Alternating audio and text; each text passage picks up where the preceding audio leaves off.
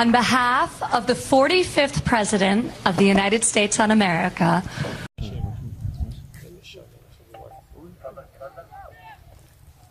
כאן 50 חיובים. תראה שהוא יוצא, אתה מוריד לו. יש לך כדור בקנה? להיות סותר. אתה עליו?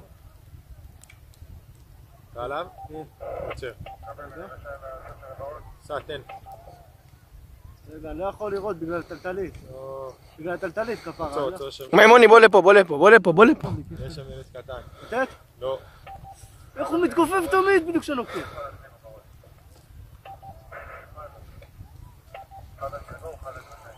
לוקח לך את הוורוד. לא ורוד, אני על הכחול אני. וואי, איזה סרטון! יש! בן של זונה. איזה סרטון, הנה, תרוצו לפנות אותו. בטח שצילמתי את זה. וואו, פגעו למישהו בראש.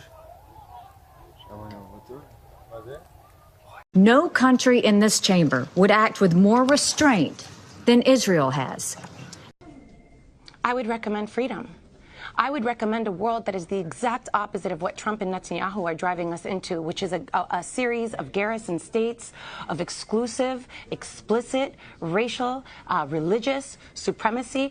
I would engage in a world where we actually believe that all humans are created equal, where we're actually engaging in a universalist vision, where all of us, it's all of us or none of us, where there is room for everybody, and that's what Palestinians are demanding. And who would They're you say only demanding. But who would you say is the leadership that should negotiate this? I mean, Palestinian leader Mahmoud Abbas has now said... Negotiate what?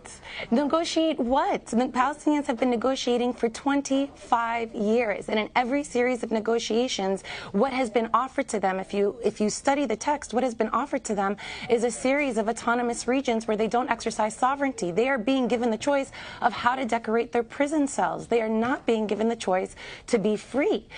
Deputy Speaker, my grandmother did not die to provide cover for Israeli soldiers murdering Palestinian grandmothers in Gaza. The present Israeli government ruthlessly and cynically exploit the continuing guilt among Gentiles over the slaughter of Jews in the Holocaust as justification for their murder of Palestinians.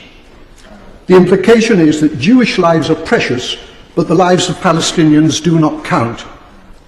On Sky News a few days ago, the spokeswoman for the Israeli army, Major Leibovich, was asked about the Israeli killing of, at that time, 800 Palestinians. The total is now 1,000. She replied instantly, 500 of them were militants. That was the reply of a Nazi. It's time for our government to make clear to the Israeli government that its conduct and policies are unacceptable. A yes-no question for you. Does Israel have nuclear capabilities and nuclear weapons? Yes or no? We've always said that we won't be the first to introduce it, so we haven't introduced it. But that's not an answer to the question. Do you have them or do you not? Of any country. It's as good an answer as you're going to get. But I'll tell you one thing, Chris, and I think it's important. You know, Iran signed NPT. Iran signed all sorts of commitments. Iran said that they don't have this nuclear weapons program, and Iran calls daily for the annihilation of my country. Absolutely. We don't do that. We understand that there's an existential threat from Iran and others. We understand that Iran is known for lying on this issue. That's one of the big motivating factors for the deal in 2015, as it was explained to us.